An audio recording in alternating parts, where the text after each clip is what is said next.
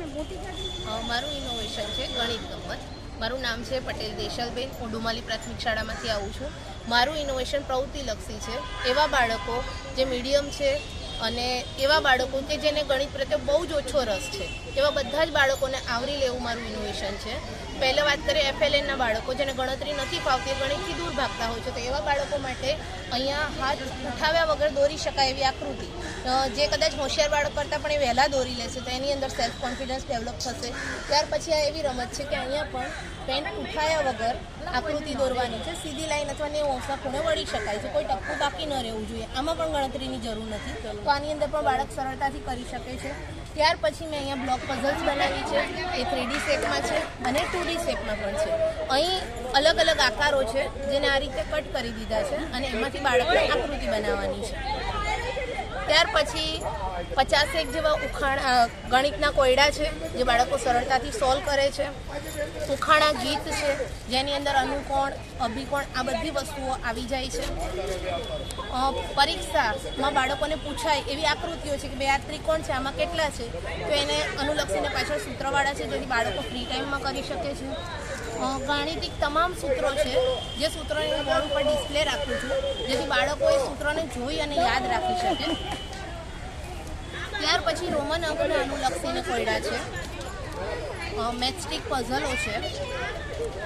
ત્યાર પછી FLNના બાળકો જેને 1 થી 100 સુધી આવડે છે એવા બાળકો આને ક્રમમાં જોડી અને એને બરાબર યાદ રાખી શકે છે. ચલો. ત્યારબાદ આપણે ગણિતની અંદર આવતી વિવિધ ભૌમિતિક આકારોની વાત કરીએ. ભૌમિતિક આકારો જેમ કે ત્રિકોણ છે, પછી એની અલગ અલગ સંજ્ઞાઓ છે, એને અનુલક્ષીને અહીંયા જોઈ શકીએ કે નાનો કાઉન્સ, મોટો કાઉન્સ, ગણિતની બધી જ આ વસ્તુઓ છે જેને આપણે ત્યાં બોર્ડ ઉપર ડિસ્પ્લે કરી શકીએ. અને બાળકોને ત્યાર પછી જેમ કે ગાણિતિક સંજ્ઞાઓ છે, લંબાઈ, પહોળાઈ, ઊંચાઈ વગેરેના સિમ્બોલ એને તૈયાર કરાવી અને પછી આપણે ક્વિઝ રમાડી શકીએ કે ભાઈ ચિઠ્ઠી ઉપાડવાની, જે ચિઠ્ઠી એના હાથમાં આવે, ધારો કે H લખેલો છે તો બાળક કહેશે ઊંચાઈ તો એને 1 પોઈન્ટ મળે. એવી રીતે આપણે ગેમ દ્વારા પણ આ બધું એને યાદ રખાવી શકીએ છીએ. ત્યારબાદ ચેલેન્જના કોયડા છે. આ રીતના ઘણા બધા કોયડા બનાવેલા છે જેમાં બાળકો પોતાની રીતે આખું એનું ટૂંકમાં માઇન્ડ ડેવલપ થશે કે ભાઈ કઈ રીતે કરવું.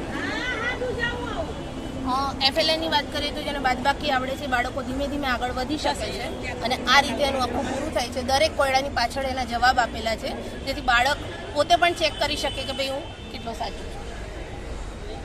સમઅપૂર્ણાંકોની વાત કરીએ તો આ રીતે બનાવેલા છે. પહેલાં બાળકોને જોડકા જોડાવાના અને જોડકા જોડાયા બાદ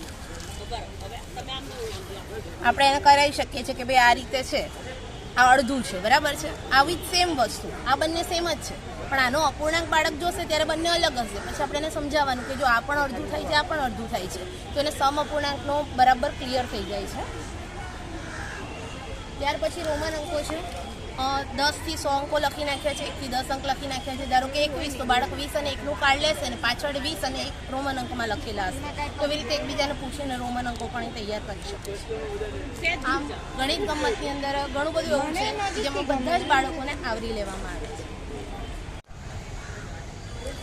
ત્યારબાદ આપણે ગણિતની અંદર આવતી વિવિધ ભૌમિતિક આકારોની વાત કરીએ. ભૌમિતિક આકારો જેમ કે ત્રિકોણ છે, પછી એની અલગ અલગ સંજ્ઞાઓ છે, એને અનુલક્ષીને અહીંયા જોઈ શકીએ કે નાનો કાઉન્સ, મોટો કાઉન્સ, ગણિતની બધી જ આ વસ્તુઓ છે જેને આપણે ત્યાં બોર્ડ ઉપર ડિસ્પ્લે કરી શકીએ. અને બાળકોને ત્યાર પછી જેમ કે ગાણિતિક સંજ્ઞાઓ છે, લંબાઈ, પહોળાઈ, ઊંચાઈ વગેરેના સિમ્બોલ એને તૈયાર કરાવી અને પછી આપણે ક્વિઝ રમાડી શકીએ કે ભાઈ ચિઠ્ઠી ઉપાડવાની, જે ચિઠ્ઠી એના હાથમાં આવે, ધારો કે H લખેલો છે તો બાળક કહેશે ઊંચાઈ તો એને 1 પોઈન્ટ મળે. એવી રીતે આપણે ગેમ દ્વારા પણ આ બધું એને યાદ રખાવી શકીએ છીએ. ત્યારબાદ ચેલેન્જના કોયડા છે. આ રીતના ઘણા બધા કોયડા બનાવેલા છે જેમાં બાળકો પોતાની રીતે આખું એનું ટૂંકમાં માઇન્ડ ડેવલપ થશે કે ભાઈ કઈ રીતે કરવું. FLNની વાત કરીએ તો જેને બાદબાકી આવડે છે બાળકો ધીમે ધીમે આગળ વધી શકે છે અને આ રીતે એનું આખું પૂરું થાય છે. દરેક કોયડાની પાછળ એના જવાબ આપેલા છે જેથી બાળક પોતે પણ ચેક કરી શકે કે ભાઈ હું કેટલો સાચું છું. સમઅપૂર્ણાંકોની વાત કરીએ તો આ રીતે બનાવેલા છે. પહેલાં બાળકોને જોડકા જોડાવાના અને જોડકા જોડાયા બાદ આપણે એને કરાવી શકીએ છીએ કે ભાઈ આ રીતે છે, આ અડધું છે, બરાબર છે. આવી જ સેમ વસ્તુ આ બંને સેમ જ છે, પણ આનો અપૂર્ણાંક બાળક જોશે ત્યારે બંને અલગ હશે. પછી આપણે એને સમજાવવાનું કે જો આ પણ અડધું થાય છે, આ પણ અડધું થાય છે, તો એને સમઅપૂર્ણાંકનો બરાબર ક્લિયર થઈ જાય છે. ત્યાર પછી રોમન અંકો છે. 10 થી 100 અંકો લખી નાખ્યા છે, 1 થી 10 અંક લખી નાખ્યા છે. ધારો કે 21 તો બાળક 20 અને 1નું કાર્ડ લેશે અને પાછળ 20 અને 1 રોમન અંકમાં લખેલા હશે. તો એવી રીતે એકબીજાને પૂછીને રોમન અંકો પણ તૈયાર કરી શકે છે. આમ ગણિત ગમતની અંદર ઘણું બધું એવું છે જેમાં બધા જ બાળકોને આવરી લેવામાં આવે છે.